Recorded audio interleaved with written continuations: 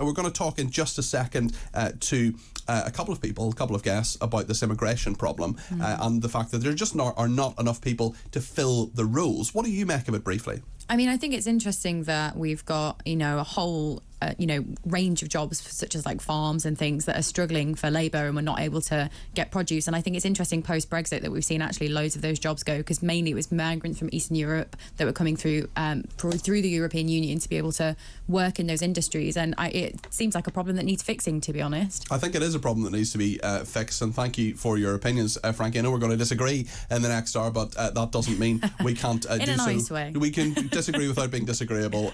Let's talk to Lance Foreman, who's a former MEP and businessman, and also Pablo Ohana is with us. He's head of communications at the European Movement UK. Lance and Pablo, you're very welcome to talkTV this morning. How are you doing? Very good. Great stuff. Okay, thanks. It's really interesting because Simon Wolfson was, of course, a big Brexiteer. He is a Conservative peer, a member of the House of Lords. He is someone who is the head of Next, which is a massive business. He was a prominent advocate of Brexit. But this is what he has said. We have got people queuing up to come to this country to pick crops that are rotting in fields, to work in warehouses that otherwise wouldn't be operable, but we're not letting them in. And we have to take a different approach to economically productive migration. Lance, what do you make of those comments? Well, first of all, as you know, I was a big Brexiteer too, and I never had a problem with immigration ever. But I think Simon's actually got this one wrong, because if you look at the actual statistics, the Home Office produced figures which showed that to June this year, in this year alone, we had over 1.1 million visas accepted into the UK. It's an absolute record. There's no problem with people coming here to work. That is not. We still have over 1 million job vacancies in this country. 100,000. But hang on a second, Peter.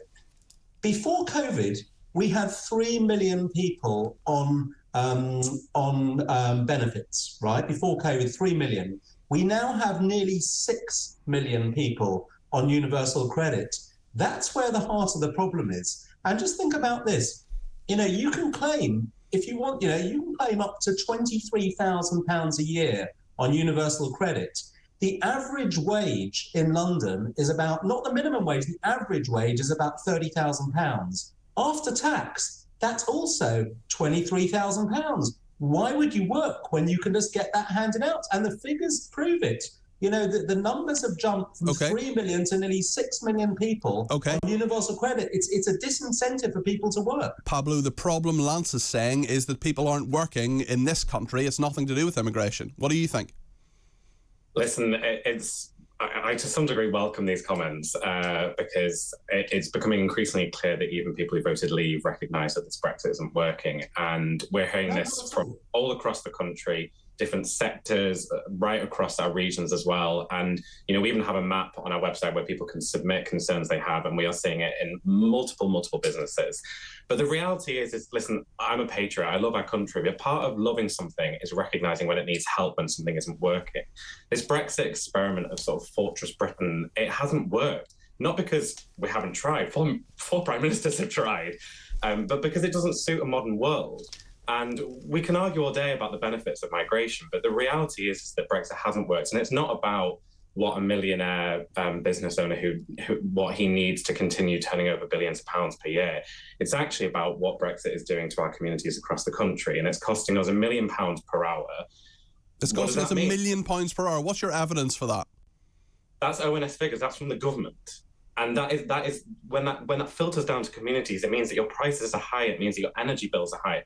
So it isn't really about, whilst I welcome what this guy has said, it's not about that. It's about how it is hurting our communities, and that is what we've got to fix. Lance, Brexit is costing us £1 million an hour apparently, and it's hurting our communities.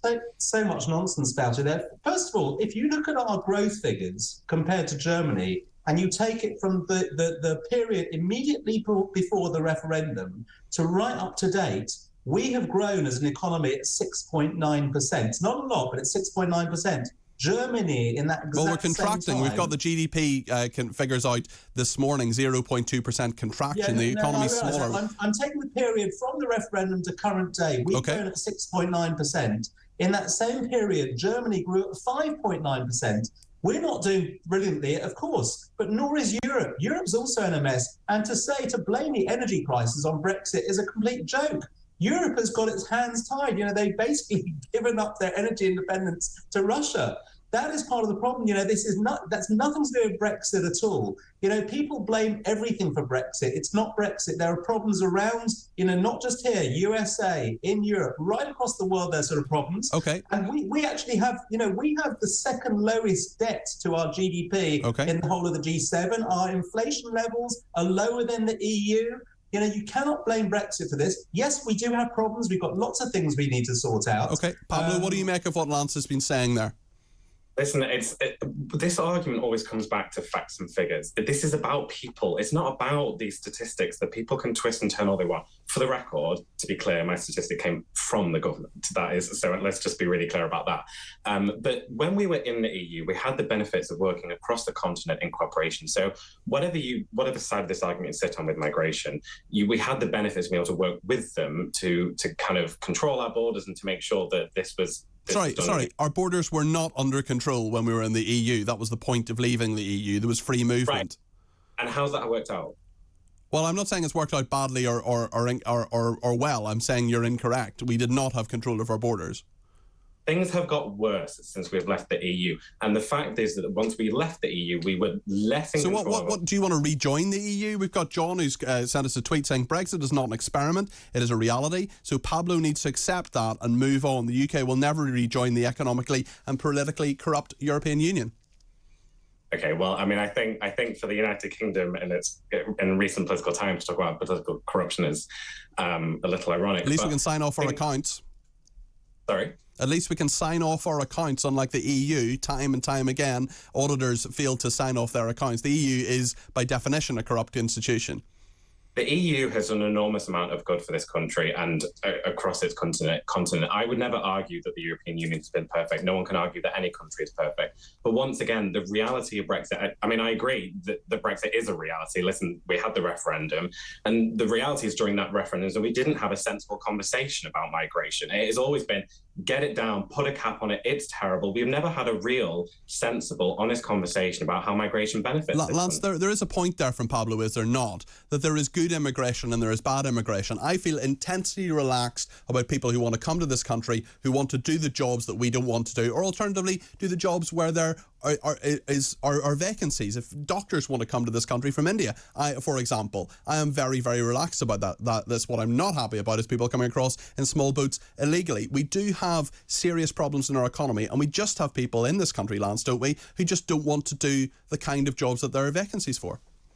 Yeah, and that's nothing to do with immigration at all. I have no issue with immigration whatsoever. In fact, 6 million applications for settled status came through into the Home Office. Most Europeans that came across either pre-Brexit still remained here. And in fact, even after we officially left the EU, in that 3 months at the beginning of 2020, between January and March when COVID happened, we were still getting more applications. People wanted to come to the UK from the EU, and they were coming. Immigration really is not the problem. Brexit is not the problem. We do have all sorts of problems in this country. Our political class have completely lost the plot on both sides. They don't have any real commercial understanding of the sort of policies they're putting in place and how this is affecting our economy. We need to have growth. If you want public services, you need a strong private sector, and all the political parties are killing that. Thank you, Lance Foreman, and thank you, Pablo Ohana. Lance is a former MEP and businessman, and Pablo Ohana